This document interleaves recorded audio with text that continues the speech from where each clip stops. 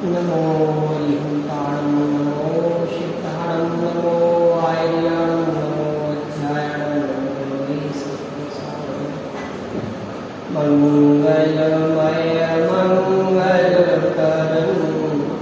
वीतराग ज्ञान नमो ताहि जाते गए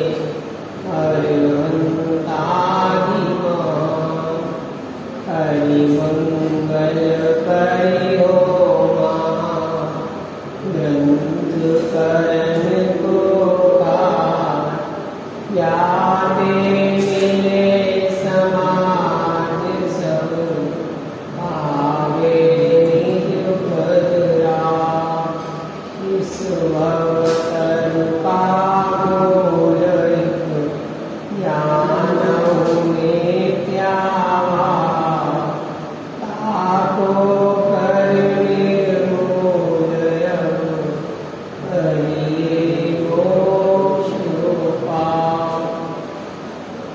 मिथ्या भावों को निर्मूल करके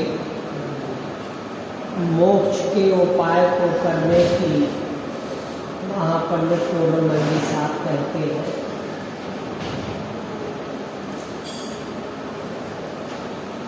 वर्तमान समय में जिन अपराधों के कारण हम मोक्ष के मार्ग को प्राप्त नहीं कर पाते हैं, वे अपराध 7वें अधिकार में आचार्य कल्प महापंडित पूर्णमंडी साहब गिनवाते हैं।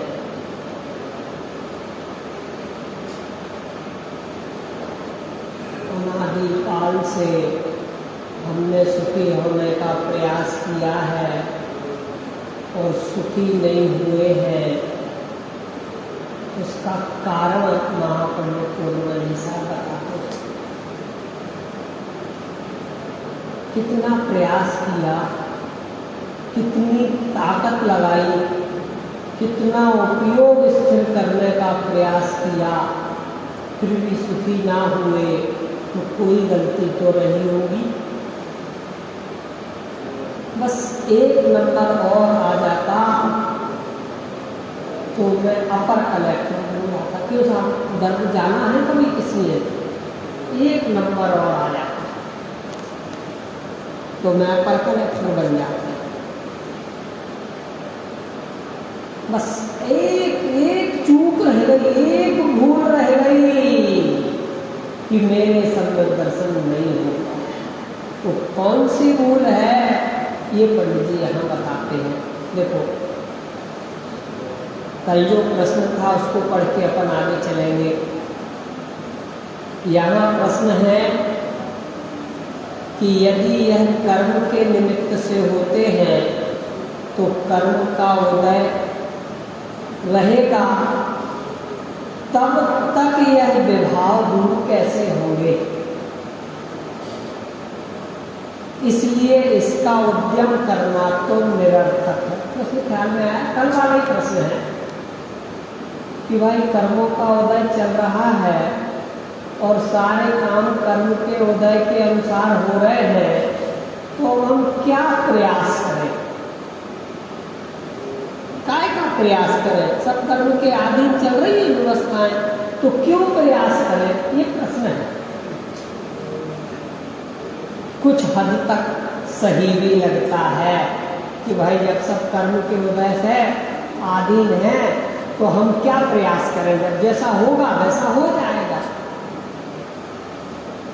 जवाब मैंने कल दिया था कि मिथ्यात्व वाला जीव 70 कोड़ा कोड़ी का बंध सदैव करता रहता है।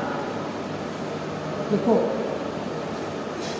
सम्यक जिसको हो जाता है उसके 41 कर्म प्रकृतियों का बंध रुक जाता है, सिद्धांत है।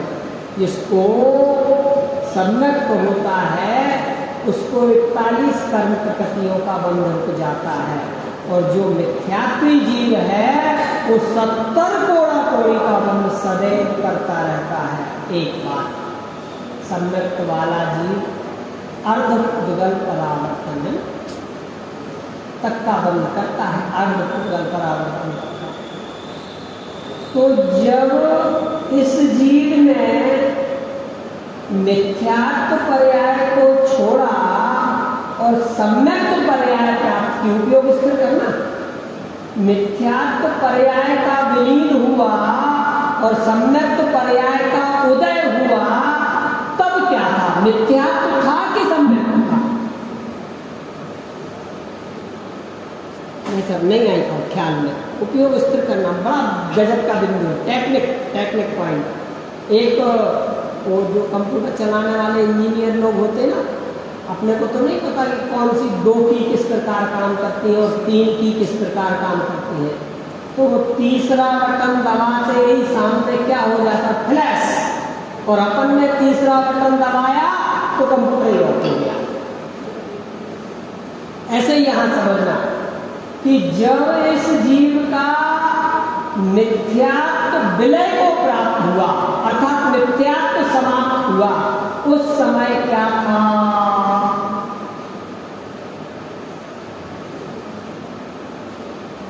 मिथ्यात्व था कि सम्यक्त था?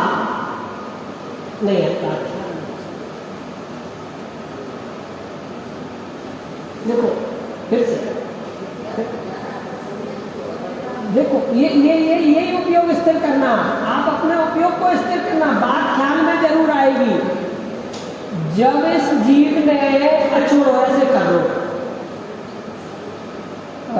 आज पुष्पदंतनाथ भगवान का मोक्ष कल्याण है, उल्का पाठ देख करके उनको सम्यक्त हुआ, माने वैराग्य हुआ। तो वो उल्का पात क्या जिंदगी में पहली बार देखा था? उल्का पात माने समझ लो तारे का टूटना, तारे का टूटना। तो जब वो आसमान से कोई तारा टूटा, एकदम चमक के विलीन हो गया, वो टूटना तो क्या पहली बार हुआ होगा? अरे ऐसा तो उन्होंने अनंत बार देखा है, परंतु जिस समय उन्हें वैराग्य हुआ और जो क्षण उस समय हुआ जो काम, तो वो तारा चमक के टूटा था। तो हमने क्या लिख दिया पूजनकार ने कि देख कर उनका पात को तुरंत प्रभो वैराग्य।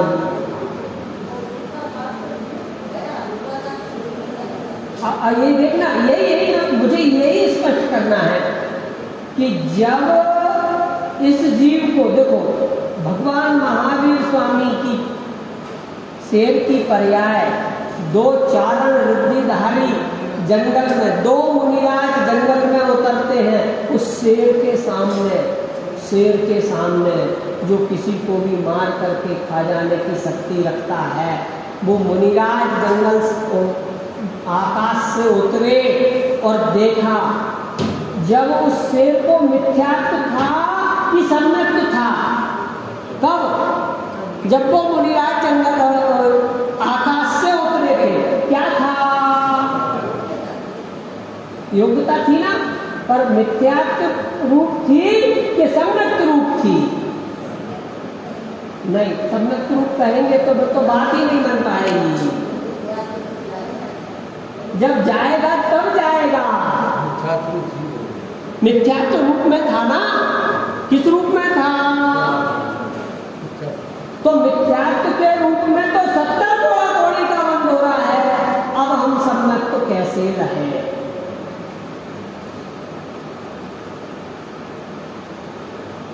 समझ गए ना?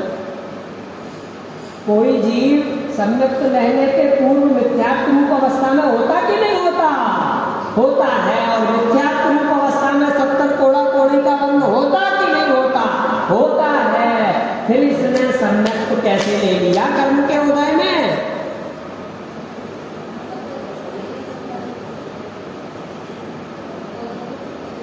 कौन नहीं कर सकता? कर्म का उदय कुछ नहीं कर सकता। फिर हम हमारा किस रूप में उदय है? देखो, ये जो 7वां अधिकार है, तलवार की धार पर चलने जैसा अधिकार है। यदि कुछ देर पहले आचार्य भगवान ने यह सिद्ध किया था कि यदि तू कर्म वाला नहीं है तो संसार में क्यों है, जाके सिद्ध से लाकर बैठा होता। और अब ये कह रहे हैं कि ये कर्म कुछ करते नहीं है, घबराना मत। कब कहा? पहले तो ये सिद्ध किया, पहले तो हम कर्मों के रूप में मर गए। अरे भैया, कर्म का उदय ऐसा है, ऐसा ही भुगतना पड़ेगा। ये कहा ठीक है ठीक है ठीक है, इस कर्म के उदय काल में भी तू ज्ञानानंद स्वभावी है, ऐसा विचार करके तो देख। कल पलट दी ना गाड़ी। अरे योग्यता तो निभो दिया, जीव भी लिए बैठा है, परंतु उसको अपने स्वभाव का भान नहीं है। तो अब हम योग्यता तो मिथ्यात्व के साथ में लिए बैठे हैं, मिथ्यात्व के साथ में, काय के साथ में? योग्यता तो मिथ्यात्व के साथ लिए बैठे हैं, परंतु योग्यता का प्रगटपना नहीं है। सो मिथ्यात्व है और प्रगटपना हुआ सो सम्यक। क्या प्रश्न था? यहाँ प्रश्न यह है कि यदि कर्म के निमित्त यदि यह कर्म के निमित्त से होते हैं तो कर्म का उदय तो रहेगा, तब तक यह विभाग दूर कैसे होंगे? कर्म का उदय कब होगा? किसके रुका? कभी नहीं रुका। कर्म के अक्षरों एक लाइन में, कर्म के उदय काल में जब यह जीव स्वभाव की ओर उन्मुख होगा तो सम्यक प्रकट किए बिना नहीं रहेगा। कल मैंने क्या उदाहरण दिया था कि मोर जंगल में टंकार लगाएगा तो सर्प अपने पासे ढीले किए बिना नहीं रहेंगे।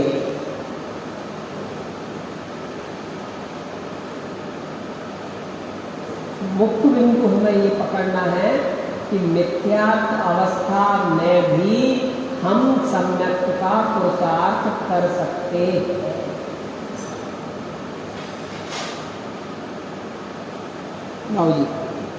मिथ्यात्व अवस्था में माने आज की स्थिति में, क्या कहा?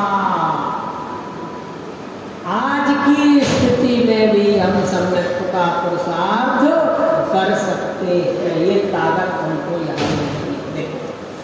एक कार्य होने में अनेक कारण चाहिए, एक कार्य होने में अनेक कारण चाहिए। उनमें जो कारण बुद्धिपूर्वक हो उन्हें तो उद्यम करके मिलाए और अबुद्धिपूर्वक कारण स्वयं मिले तब कार्य सिद्धि होती है।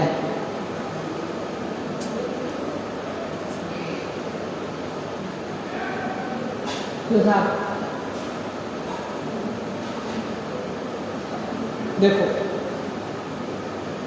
देखो फिर से पढ़ रहा हूं। एक कार्य होने में अनेक कारण चाहिए, उनमें जो कारण बुद्धिपूर्वक का हो उन्हें तो उद्यम करके मिलाए। मकान बनाते ना, मकान तो ईंट, बजरी, सीमेंट, कारीगर, उसके औजार, कितनी सामग्री की व्यवस्था करते हैं, कितनी। और एक दूसरा तरीका क्या है कि ठेकेदार को ठेका दे दिया, अब तेरे से आने काम, हम तेरे को मटेरियल देंगे, और अब तो बिना मटेरियल के भी ठेका होने लग गया। तो इतने रुपए फिर पैसे लेंगे और हम बना करके दे देंगे। तो बुद्धि तो पूरी लग रही है ना, और बीच में 4 बार ये विकल्प भी आ रहा है कि ऐसा नहीं हो कि ये हल्के मटेरियल का उपयोग कर ले, सस्ता वाला सीमेंट लगा दे, सेकेंड हैंड बजरी, माने जो कोई नहीं खरीद रहा हो वो बजरी यूज कर दे, और टेढ़ा बेड़ा कर दे, ढाल सही ना बनाए। तो बुद्धि तो बराबर हमारे मकान बनाने में लग रही है ना, और कुछ काम अबुद्धिपूर्वक भी हो रहे हैं कि पानी की आवश्यकता है, तलाई की आवश्यकता है, और बरस गया। तो ये बरसाना पड़ा या बरस गया? तो कुछ कारण तो अपने आप मिल गए और कुछ कारण हमें मिलाना पड़े। देखो क्या उदाहरण दिया है। पुत्र होने का कारण बुद्धि पूर्वक तो विवाह आदि करना है और अविधि पूर्वक भवितव्य है। वहाँ पुत्र का अर्थ ही विवाह आदि का तो उद्यम करे और भवितव्य स्वयं हो तब पुत्र होगा। उसी प्रकार विभाव दूर करने के कारण बुद्धि पूर्वक तो तत्व विचार आदि है।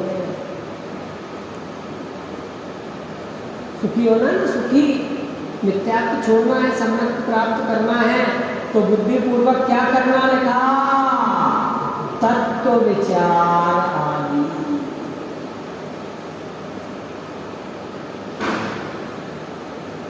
और अबुद्धि पूर्वक मोह कर्म के उपशम आदि है। आपने जो कहा अबुद्धि पूर्वक क्या है? मोह कर्म के उपशम आदि और बुद्धि पूर्वक तत्व विचार आदि। अगर जैसे पानी नहीं बरस रहा होता तो 4-5 लोग तो अपने कम हो गए। तो आपके तत्व सुनने में, जिनवाणी को विचार करने में पानी निमित्त हुआ कि नहीं हुआ?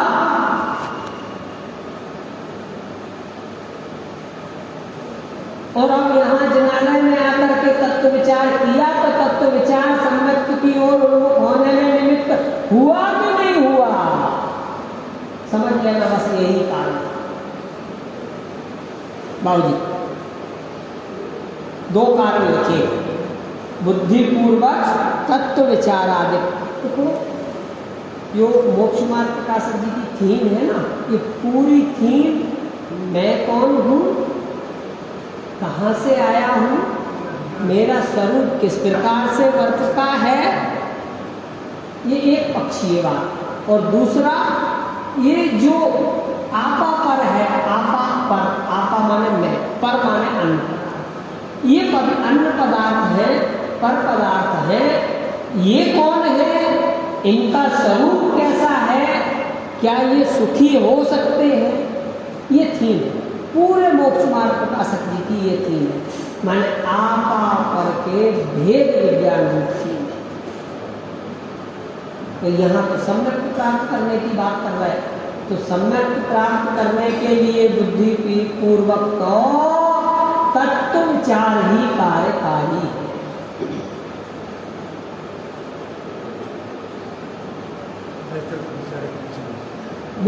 देखो ना, एक देखो जो सुनार होता ना, शराब, अपन कोई पीली चीज लेकर के जाए और बोले भैया ये सोना बेचना है,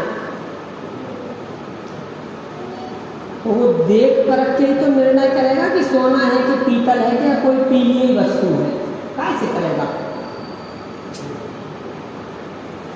और मान लो कोई नहीं जानता हो और हम उससे जाके कहें भाई सोना बेचना हो, तो तत्काल तौल के पैसे देने वाला है ना, क्योंकि हमने सोना कहा है, वो तो जानता नहीं है। बिल्कुल ऐसे ही ये पुद्गल पर पदार्थ मेरे सुख दुख में कारण है कि नहीं हम जानते ही नहीं है, तो हम तो उनको छाती से लगा के रखेंगे ना, क्योंकि हमारे सुख के कारण लगते हैं।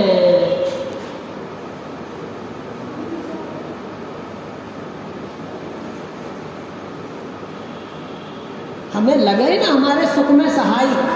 अरे देखो अशुभ रूप प्रवृत्ति की तो बात छोड़ दो, शुभ रूप में भी देव शास्त्र गुरु हमको सहाय लगते हैं, तब तो हम उनकी शरण में आए हैं। क्यों आए? क्या जरूरत थी भगवान पार्श्वनाथ स्वामी के पूजन पाठ करने की? क्या आवश्यकता थी?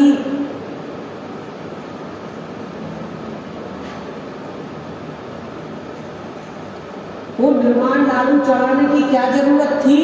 अरे हमें उनके प्रति भक्ति आई, किस बात की आई? इस बात की आई कि वो उन्होंने परिपूर्णता प्राप्त की है, पूर्ण सुखी हुए हैं और हम भी सुखी होना चाहते हैं, इसलिए आई भक्ति। ने उनके सुख से मेरा क्या प्रयोजन? क्या प्रयोजन है उनके सुख से? कोई प्रयोजन नहीं है। जो कार्य आपके द्वारा किया गया है वह कार्य अब मुझे भी करना है, इसलिए तुम सच्चा मार्ग बता दो, बहुत दिन हो गए इसलिए तो आए हैं।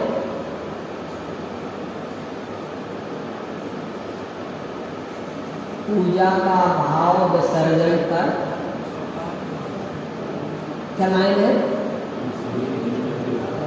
तुम सब ही, क्यों है ये लाइन? अब पूजन तो कर ली प्रभु, आपको अपनी सुना ली, अब आप ही कहो। कह दिया उन्होंने कि जैसा कार्य मैंने किया है वैसा तुम कर लो। मुझे उनका पाठ देख करके वैराग हो गया था, तुम असार संसार को देख करके वैराग धारण कर लो। अरे इस मिथ्या प्रकरण क्या चलता है कि इस मिथ्यार्थ अवस्था में सम्यक कैसे प्राप्त होगा, क्या प्रकरण चल रहा है? तो बोले हाँ, इस मिथ्यार्थ अवस्था में ही तेरे को सम्यक प्राप्त होने की शक्ति तेरे अंदर विराजमान है। तो बुद्धिपूर्वक क्या करें? बोले तत्व विचार करो।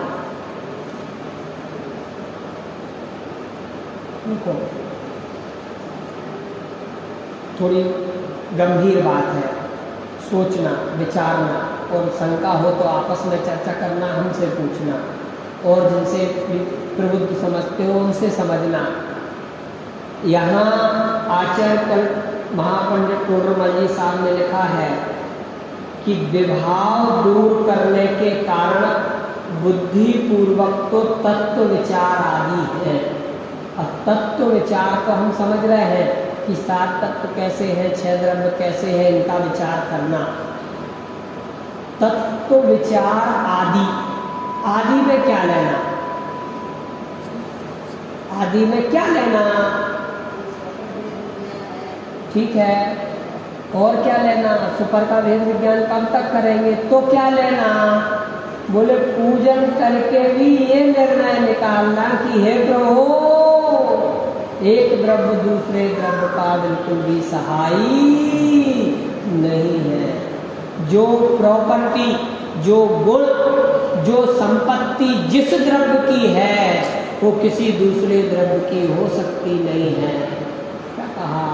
सुख गुण कहाँ है? कहाँ है सुख गुण? किस द्रव्य में है? जीव द्रव्य में।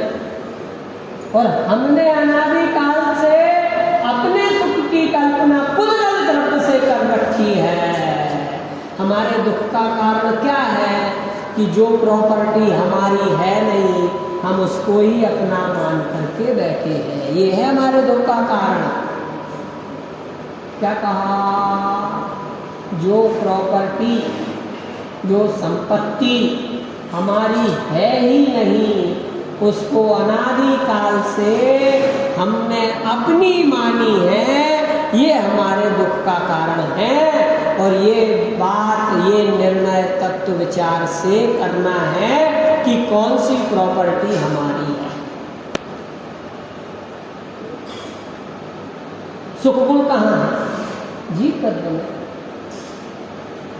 और हमने कहाँ से माना है? उद्गल से। उद्गल से माने समझ गए आप? इस शरीर से। वो घर है ना, उस घर से। वो परिवार है ना, उस परिवार से। वो AC DC समझ लो, जितने भी उपकरण, भौतिक उपकरण हैं उनसे। और एक बात कहूँ, भगवान की पूजन से। ले दे के तो यही आए। कहाँ से? अशुभ भाव को छोड़कर शुभ भावों में पहुंच गया। हाय हलाहल, हाँ, विष हलाहली किया। माने अशुभ भाव से तो प्राणी मात्र बचना चाहता है, प्राणी मात्र बचना चाहता है, परंतु हम अशुभ भाव से बच करके शुभ भावों में अटक गए। प्रभु, ये अटकना ही मेरे मिथ्यात्व को बढ़ाना है। बस समझ लो आप, मैंने बहुत छोटे शब्दों में बड़ी बात कही। तत्व विचार, तत्व निर्णय तो करे सुख कहाँ है, किसके आश्रय से है।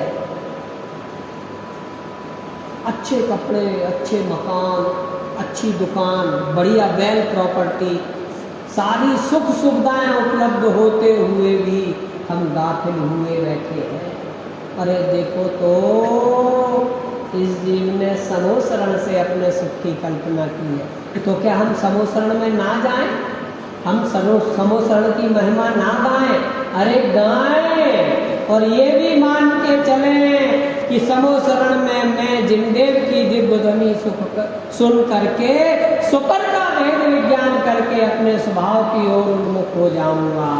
ये भी करें, परंतु हम अनादि काल से अनंत बार अनेक बार समोसरण गए, परंतु वहाँ समोसरण की उस विभूति में खो गए।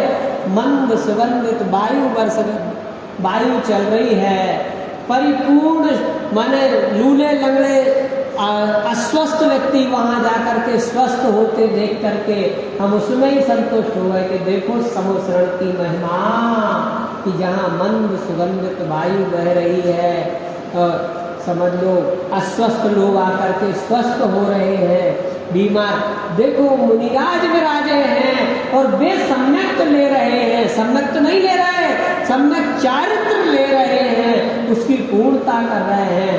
त्रियंच गति के जीव भी कैसे शांत भावों से बैठे हुए हैं, देखो इस समोसरण की महिमा। माने वहाँ भी हम समोसरण की महिमा करके चले आए, अपनी महिमा तो वहाँ भी नहीं। गया तो था अपनी महिमा सुनने, अपनी महिमा जानने के लिए, परंतु वहाँ भी मुझे मेरी आत्मा की महिमा नहीं आई। ये हमारे दुख का कारण है। हाथी की पर्याय में, बोलो पार्षद भगवान के जीव ने हाथी की पर्याय में सम्यक्त ले लिया, भगवान महावीर स्वामी के जीव ने शेर की पर्याय में सम्यक्त ले लिया। वो जटायु पंचम गुण स्थानवर्ती हो गया। रामचंद्र जी कहते हैं कि हे सीते, इस जीव का तो विशेष ही ख्याल रखना, अब ये अनुन्नति हो गया। हो ऐसी अवस्था में हमने सम्मत लिया, और हम इस परिपूर्ण अवस्था में बैठ करके भी सम्यक्त क्यों नहीं ले पा रहे भाई? क्या कारण है? क्या कारण? कैसे होगा हमें सम्यक्त? तो क्या शब्द दिया? बुद्धि पूर्वक तत्व विचार करना। क्या करना? बुद्धि पूर्वक तत्व विचार करना। जैसे वो सुनार सोने और पीतल में बहुत अच्छी तरह से जान गया और कहता भैया ये क्या उठा के लाए हो, इससे तो तुझे कुछ भी नहीं मिलने वाला है।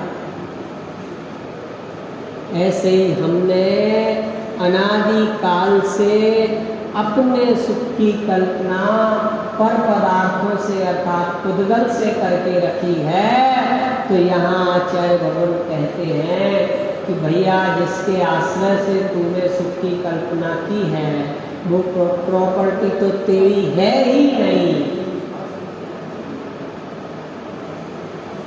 वो प्रॉपर्टी तेरी नहीं है। तो फिर क्या करें? अपनी प्रॉपर्टी का विचार कर। अपनी प्रॉपर्टी का विचार माने तत्व विचार कर।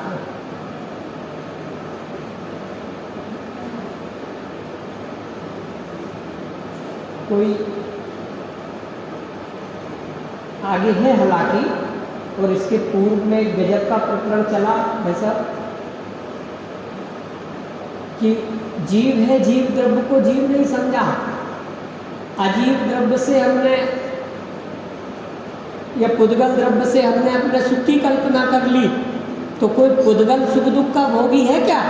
पुद्गल सुख दुख का वेदन कर सकता है क्या? बोले नहीं कर सकता, और उसके माध्यम से हम सुख दुख का वेदन करने लग गए। और फिर जैसे तैसे तत्व विचार बड़ा और महिमा आई जिन वाणी की, जिन देव की, जिन मुनि राजों की, तो हम कहाँ तक भगे? उसमें आश्रम में। यदि हमारे थोड़े अच्छे विचार चल जावे, थोड़ी देर तत्व चिंतन चल जावे, थोड़ी देर गंभीर चर्चा आ जावे, अरे भैया आज तो ऐसा तत्व चला, ऐसा विचार आया कि मुझे यही लगने लगा कि मैं सम्यक पे ही सन्मुख हो गया। ओ काय की महिमा आ गई भैया।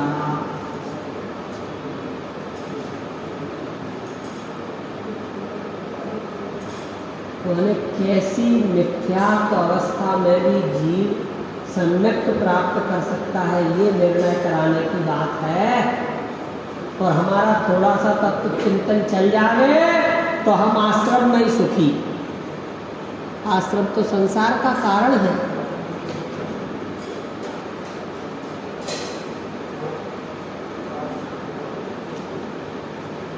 तो साहब कहाँ सुखी? यहाँ बुद्धिपूर्वक क्या काम करने की कह रहे हैं कि अपने बुद्धिपूर्वक तत्व विचार करो।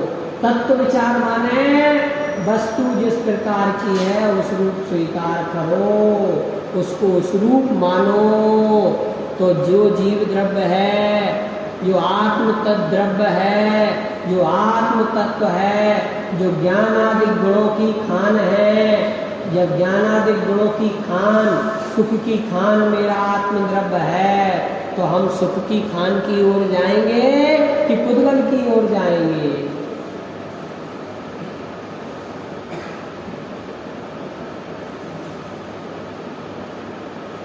पुद्गल की ओर जाएंगे। क्यों? क्योंकि उस मकान की रजिस्ट्री तो हमारे नाम है।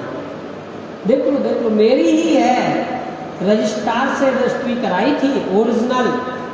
भले मैंने 5,000 एक्स्ट्रा दिए थे, पर है मेरे ही नाम।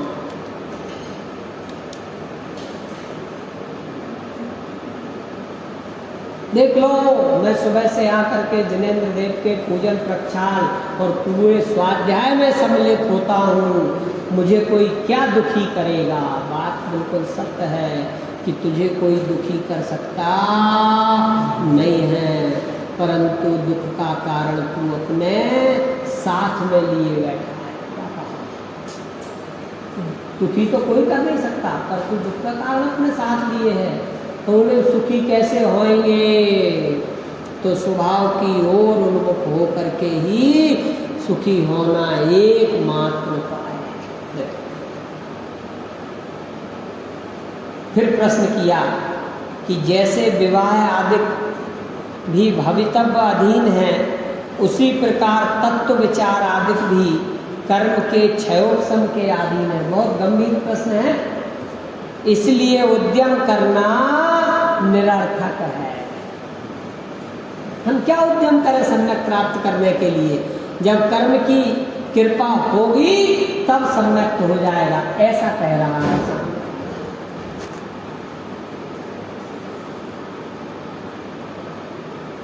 क्या कह रहा है सामने वाला?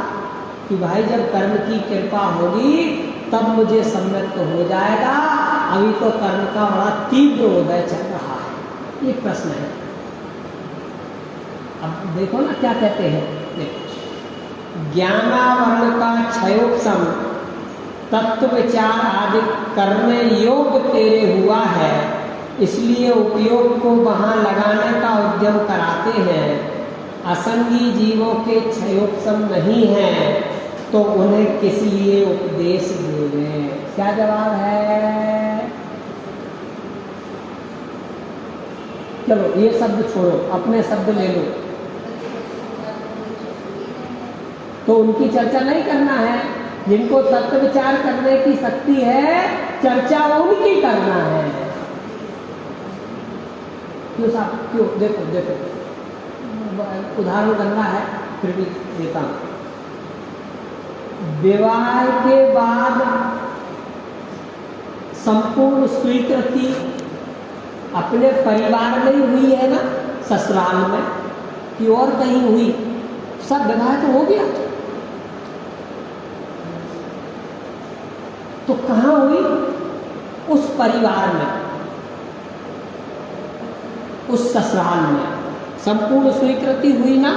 वो सासू माँ हो गई, वो ससुर साहब हो गए, वो जेठ हो गए, वे जेठानी हो गई, ये पति हो गए, और वो जेठानी के बच्चे भतीजे हो गए, क्या कहते हैं, हाँ, परिवार के बच्चे हो गए, गोत्र बदल गया।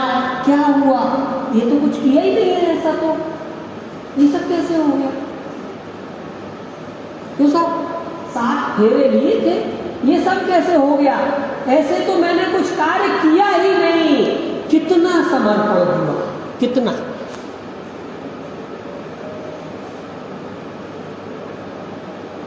किस कारण हुआ?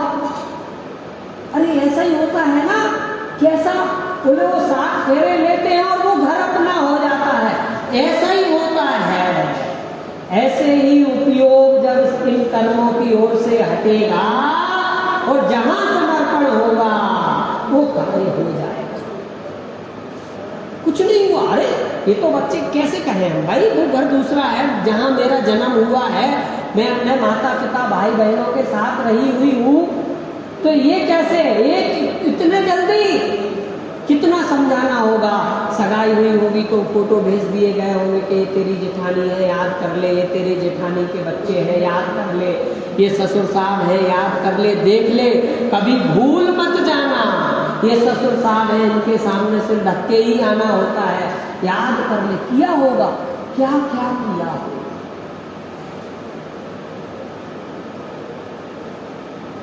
अरे अभी कुछ हुआ ही नहीं, अभी शादी हुई नहीं, तो भी वो जेठानी और वो देवरानी और ये बच्चे और ये ससुर साहब और ये सासू माँ, ये पति देव, ये कैसे हो गया? ये समर्पण कहाँ से आया? अभी तो कुछ हुआ ही नहीं, कर्म यथावत है। तो कौन से कर्म बदले, कौन से कर्म पलटे? क्या हो गया? जब कर्म की उपस्थिति में ये पूरी बातें, ये श्रद्धा एक क्षण में ही अपने से वो घर पराया दिखने लगा, जिसमें 20-25 वर्ष रहे, वो माँ बाप ऐसे लगने लगे कि अब ये दूसरा घर है, ये भाई तब ये मेरे घर आएगा तब मैं राखी बांधूंगी। क्या हो गया? ये भाई के बच्चे, भाभी के बच्चे अब बस अपने नहीं लगने। 1 मिनट में क्या हो गया? अब बताओ कौन से कर्म का उदय था, कौन सा कर्म उल्टा पलटा हुआ, कौन सी पर्याय पलटा पलटी हुई, क्या हुआ? ऐसे ही सब कर्म यथावत रहते हुए भी जब यह जीव अपने उपयोग को पर पदार्थों से समेट करके आत्मा के सम्मुख करेगा तो सम्यक हुए बिना नहीं रहेगा। और हम कर्मों पर टांगते बात, कर्म कर्म कर्म कर्म कर्म, काय के कर्म? निगोदिया के कौन सी कर्म का उदय चल रहा है? उसने ऐसा क्या कर दिया कि हम ये मनुष्य होके आ गए क्रम से? कौन से पाप और कौन से पुण्य किए हैं?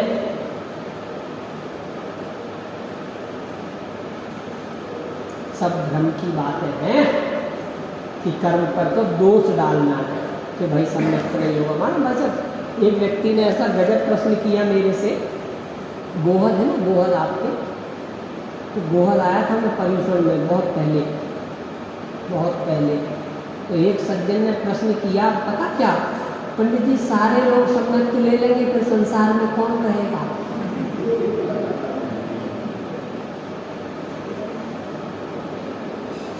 और क्या जवाब दे? मिलता आप है ना।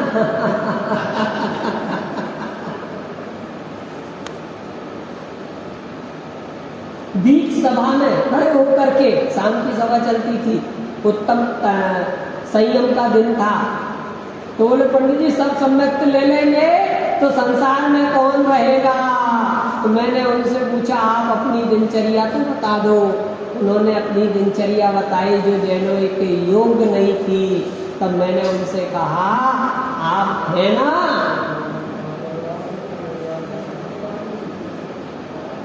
ये फिक्र होने लग गई माने सारे जीव मुक्त हो जाएंगे, ये फिक्र होने लग गई। मैं मुक्त हो पाऊंगा, होऊंगा या नहीं, ये फिक्र करने की बात थी और हमें सारे जीवों की फिक्र होने लगी। क्या गजब बिंदु दिया है पंडित टोडरमल जी साहब ने। सारे कर्म यथावत रहने वाले हैं। कौन से कर्म के उदय में? देखो, अघातिया कर्म जो मोक्ष मार्ग में कोई किसी प्रकार डिस्टर्ब नहीं करते, और हम अघातिया कर्मों के नाम पे उछल रहे। अरे मेरा ऊंचा गोत्र है, मेरे नाम ऐसा है, और हम उसमें ही उछल रहे। अरे उछलने की जरूरत थी तो स्वभाव की ओर उछलने की जरूरत थी, और हम उन कर्मों में ही उछल रहे।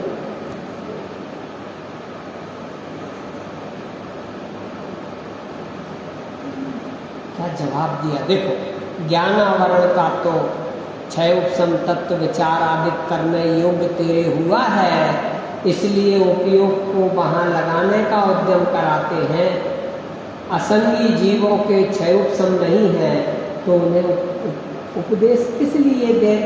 अब वह कहता है, होनहार हो तो वहां उपयोग लगे, बिना होनहार कैसे उपयोग लगे?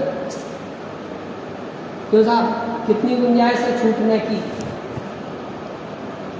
माने वो व्यक्ति किसी भी प्रकार से, जिसका ये प्रश्न है, किसी भी प्रकार से मोक्ष मार्ग में नहीं लगना चाहता। पहले तो ये कह रहा था कि भाई कर्म के हिसाब से चलने दो, अब क्या कहने लगा कि होनहार के हिसाब से छोड़ दो, कि जब सम्यक होना होगा तब हो जाएगा, आप टेंशन क्यों लेते हो? अब जवाब, यदि ऐसा श्रद्धान है तो सर्वत्र किसी भी कार्य का उद्यम मत करो। तो साहब, तू खान पान व्यापार आदि का तो उद्यम करता है और यहाँ होनहार बतलाता है। इससे मालूम होता है कि तेरा अनुराग यहाँ नहीं है, मान आदि से ऐसी झूठी बातें बताता है। देखो, चाहे सम्यक दृष्टि हो, चाहे मिथ्या दृष्टि हो, चाहे उसकी मान्यता परिपूर्ण कर्तव्य युक्त हो, तो चाहे उसकी मान्यता परिपूर्ण अकर्तव्य रूप हो, परंतु जगत का परिणमन तो स्वतः स्वाभाविक चल रहा है। क्या कहा? संपूर्ण जगत का परिणमन तो स्वतः स्वाभाविक पड़ रहा है, बस फर्क पड़ता है तो काय का कि मेरी मान्यता किस प्रकार की है। क्या जवाब दिया टोडरमल जी साहब ने कि भाई काम व्यापार आदि में तो ये कहता है कि जब दुकान खोलूँगा, ग्राहक को सामान बेचूंगा, तब तो कुछ कमाऊंगा, और जब कुछ कमाऊंगा तो घर पे समझ लो आटा दाल सब्जी लाऊंगा, उनको मिसेज बनाएंगी और फिर मैं खाऊंगा, तब तो मेरा पेट भरेगा। और यहाँ सम्यक प्राप्त करने की बात करते हैं तो क्या कहता है कि जब होना होगा तो हो जाएगा। अर्थात तेरे अंदर छल बैठा है, मायाचारी बैठी।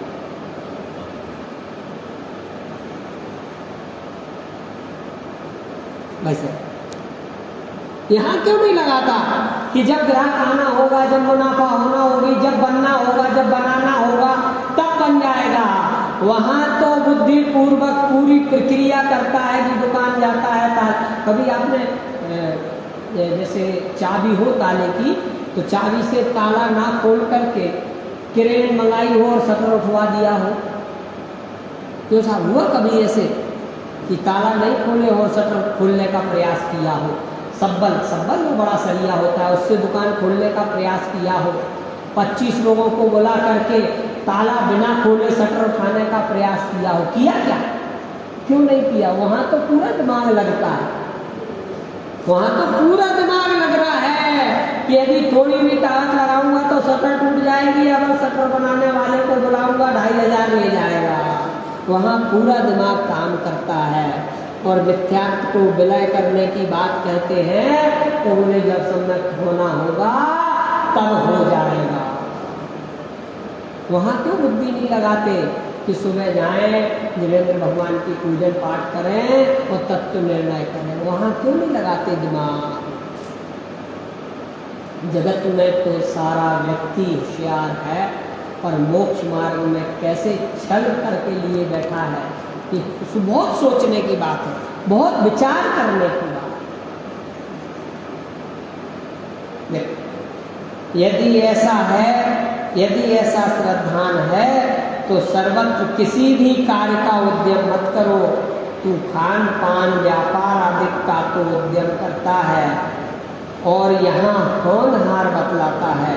इससे मालूम होता है कि तेरा अनुराग यहाँ नहीं है, यहाँ माने मोक्ष मार्ग में नहीं है। मान आदि से झूठी बातें बनाता है।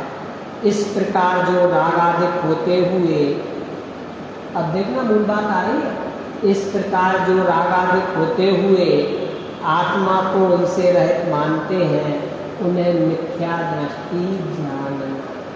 वैसा बात ख्याल में आ गया? पूरा प्रकरण 2-3 दिन का बात ख्याल में आ गई। क्या कहा जी साहब ने? इस प्रकार राग सहित होते हुए जीव यदि अपने को राग आदि से भिन्न मानते हैं तो वे संसारी ही हैं। क्यों? क्योंकि हमने तो रागादिक रहित इसलिए कहा था कि तुझे अपने स्वभाव का भान हो जावे, इसलिए नहीं कहा था कि तू जीव स्वच्छंद हो जाए। इस प्रकार अपने पर पदार्थों से उपयोग समेट करके अपने उपयोग को आत्मा के सन्मुख करना और सम्यक को प्राप्त करें, ऐसी मंगल भावना के साथ मैं आज की चर्चा समाप्त करता हूँ।